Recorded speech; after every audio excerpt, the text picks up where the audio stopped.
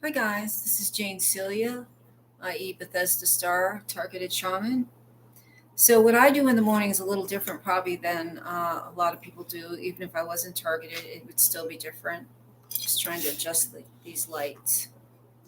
So one of the first things I do often is Epsom salt bath because that extracts poisons from your body. Sometimes I also add vinegar, which alkalines your body. Another thing, I'm also an herbalist as well as a shamanic practitioner. I also use charcoal. Charcoal is really inexpensive. You can buy it at a herb store for like $2 or $3. So the charcoal also absorbs and then extracts through your intestinal system. So Epsom salt extracts into the tub, and you can also add like lavender or rose or something that's calming that's going to change your energy frequency, your vibration, because we attract what we're vibrating. So if you can get a higher vibration, you're putting yourself a little bit out of the frequency of the directed energy. It there's a lot to it, but basically, like attracts like, and they have you under a certain mind control. We are a free will planet, but targets are under mind control to a certain extent. So they expect you to expect the worst. So that's also a command to the universe, even though that doesn't seem quite fair. It is. So because we're under a little bit of mind control, but if you can break that, you'll be recreating your universe slowly but surely. So Epsom salts, charcoal, and I some not in the morning, but at some point during the day, I also have a shake that has seaweed in it, dulse or kelp, which is what is used for radiation poisoning, and that again absorbs and it goes out through your intestinal system. So those are the things I do on the physical level, which everybody else can do as well, and those are really inexpensive. Again, a local herb store. If you don't have one, Milagro Herbs in Santa Fe, New Mexico. It's a really small owner-run store, and you can order as little as 1 or 2 ounces of any of those items: the charcoal, the seaweed. Yeah, those two. The Epsom, you can get really inexpensive at a pharmacy, $1 or $2. Um, so that is the physical aspect. So I also clear my energy field. And I understand this is not, the directed energy goes right into your body often, but it has a physical, a spiritual counterpart. Everything on the planet has a spiritual counterpart. And even what you think is solid is not. It's vibration. It's just a slower vibration. It's a denser, slower vibration, but it also has a spiritual counterpart. So what I'm doing when I'm clearing my energy field, and if you don't have sage or rosemary or St. John's wort or lavender or anything, you can simply create an energy ball with your hands, and you imagine it's orange because orange has a magnetic quality, and you can just start to clear, and then you kind of throw it like into, and I always do like the purple flame, of light and transmutation, and you will feel it. Like if you do this all over your body, you're clearing the spiritual aspect of the energy weapons. And what follows spirit is matter. So you really are clearing a lot of those qualities out of your body. It's the spiritual aspect of it.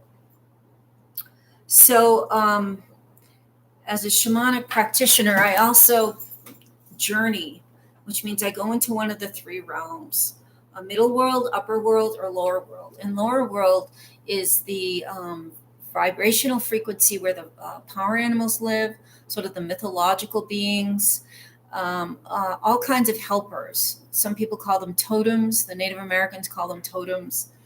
I call them power animals. Celtics have another name. I think the Aborigine shamans have another, but it's spirit helpers, and it's a very magical, mystical, joyful place. And it's often such a relief to be there, than, you know, from what's going on here. And there's also upper world where the ascended masters are. um, Christ, Mary, the goddesses I work with are the Egyptian goddess Isis, Hecate, who is the goddess of the crossroads. They've been misaligned as to be negative. Anything feminine or the goddess has been misaligned. Even some targeted people are saying, the ancient goddesses were evil, and it's the opposite. The ancient goddesses were benevolent and uplifting humanity. So many things have been usurped by the Satanists, and so. But that's in more recent history. In ancient history, the goddess energy was Mary, Magdalene, and then the many aspects of the divine feminine. So I work a lot with the divine feminine, and in particular Isis. Lady Guadalupe is the goddess of compassion and mercy. She's also the guardian of many of the Catholic people of Catholic faith in the Southwest and Mexico, Santa Fe, where I am. So the other morning, after I'd done all this cleansing on the physical level, I did a journey to lower world, and I was taken to this absolutely beautiful rock. It was black and shiny and sparkly. It could have been, I don't think it was carbon. It was what's that black one that I have? It's I can't remember, but it was sort of not the inner core, but in lower world, which is not hierarchical. Really, it's just a vibrational frequency. So I went there, and my guides asked me to lie on this rock, which I did, and I could feel it was just pulling all the negative energy out of me, which includes negative thoughts, because your thoughts are so powerful. And if you're a target, they're making sure that you're projecting into the future that nothing's going to go right. Everything's going to suck. There's going to be more misfortune. And you do have some power with your mind. As abracadabra means, as I think, I create, as I speak, I create. So you can counteract some of the mind control that's they're trying to implement on you through your own free will. So it helps to not only cleanse the body every day, but to cleanse the mind and to redesign your immediate future. They cannot take all of our free will. That's a God-given right. They can put you under a certain amount of mind control, which is based on habits from the past and what you expect is going to happen. But at any moment in time, you can change that. So that's another aspect of healing that I work on. And I don't do an in-depth journey every day, but I did it recently. It was really healing. So I was going to take you on a guided journey. If you want to do healing in the dream world, it takes about 10 minutes. And you might want to stop this and get comfortable, turn off your phone, turn off whatever, and relax. And I'll take you to a journey to dream world and then back again, specifically for healing from directed energy weapons and mind control and all the other what we call spiritual intrusions they put into your energy field to direct your life. So if you want to close your eyes, and I want you to imagine a compassionate and loving power animal. It comes forward, and you can tell it's loving because you're filled with joy and you're filled with excitement. It might be an animal that you see every day. It might be one that you've known your whole life as your power animal, like a fox or wolf or eagle or hawk or owl. Or it might be mythological. It could be like a mermaid or a unicorn or anything goes in lower world. It just needs to feel full of love. And you set your intention to go to the healing black rock in lower world. So you move forward with your guide, your power animal, and you see like a magical door. For everyone, it's different. You know, it might be covered with jewels. It might have a gold or brass door knob. You know, there could be scones, you know, with light, you know, fire. Whatever's magical to you, it could be ivy covered. So you go forward to that door and you ask your guide, is it okay to open this door? And so you open it and go forward and you set your intention again. My intention is to go into lower world, to the dream world, to be healed by the black rock. So you'll see a little bit of a dissension process, a feeling of going down. It could be a staircase, it could be a slide. Everybody's different, but it will feel beautiful and fun. You could just be walking downstairs or floating down on a little waterfall.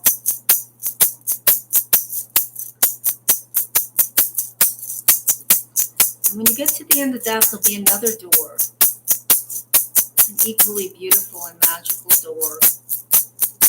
Could be flowers around it or gold leaves. It will be sacred. And again, ask your guide if this is the right door.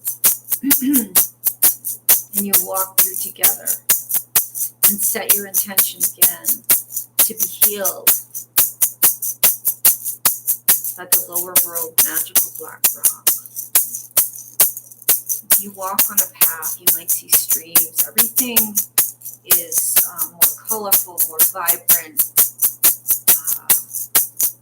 more healing. It's like your most magical child dream come true. And up ahead, you'll look up, you'll be walking, you'll see the rock.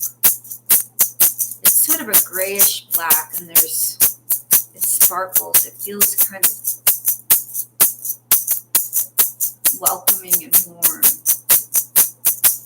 And when you're there, you can climb up, and there's a perfect little crevice for you. And your power animal, your ally, will sit and wait and watch over you. Ask the rock to heal you of all the poisons in the body, to extract that you're a divine being and you want to be reacquainted with your original template, your pure body, your holy body. And allow all that tension and fear and anger, and all that poison to be absorbed by the magical black rock.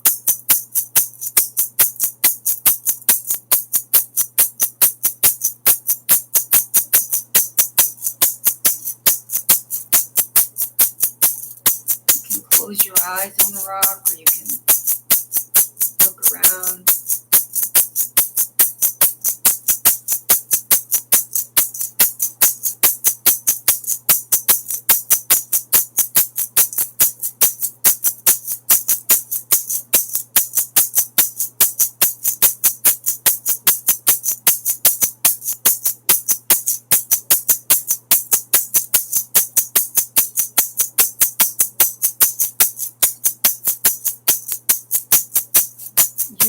You deserve healing, you deserve love, you deserve comfort and peace.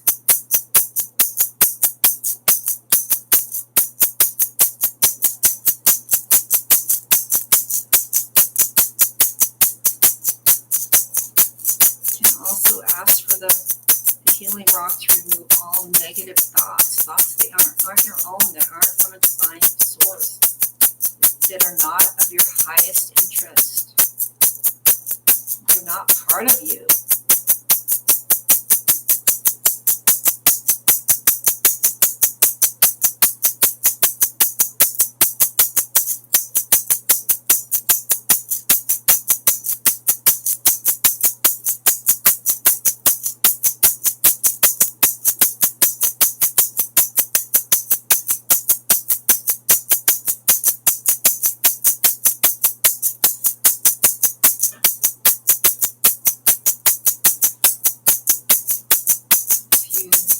Feel like you need to release emotion or tears, there is an infinite well of compassion here.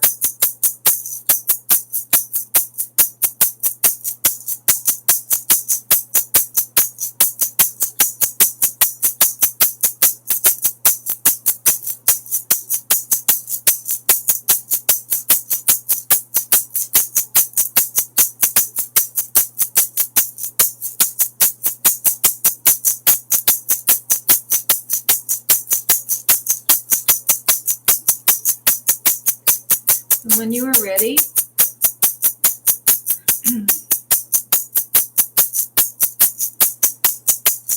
slowly sit up from your rock. Look around. You'll be greeted by your totem, your power animal, your helper. Only on earth, incarnate, are you given the great privilege of a power animal, and only when you're alive, they don't accompany us across. So it's quite a privilege here.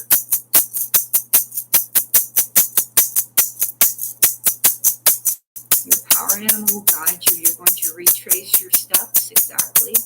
Don't worry, your power animal knows the way home. So set your intention to go back into your body. You're going to walk along a path, and every shaman's path is different. It may be pine trees, it may be willow, it may be streams, it could even be desert, until you reach your first door. And you open it, and you go in with your power animal, and you start an ascension. With just walking upstairs holding a torch, or it could be lit from above by sunlight, with the stairs or the ascension, whatever it is, a ladder, even a hot air balloon, whatever brings you up. Your intention now is to go back up into middle world where we live now. Go up.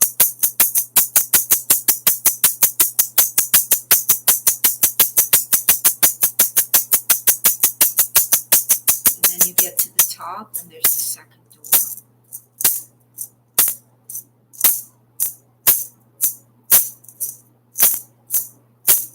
And you step through and shut the door behind you. And your power animal gives you a gift, a reminder of your beauty and your magnificence and your strength, your courage for being incarnate right now during this apocalypse. And you thank them. And you can come back anytime on your own, or you can listen to this again. And then wherever your body is, step back in to your healed self.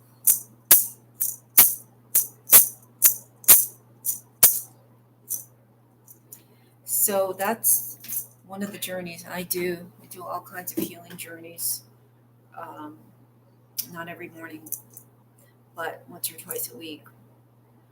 So I just wanted to do that journey for you today. That's a big part of shamanism, is traveling into the one of the three dimensions: middle world, upper world, or lower world. That was called the lower world journey. And there's nothing too magical, in the sense it's not that esoteric. You're changing your brainwaves from beta to theta, and a whole new world opens up.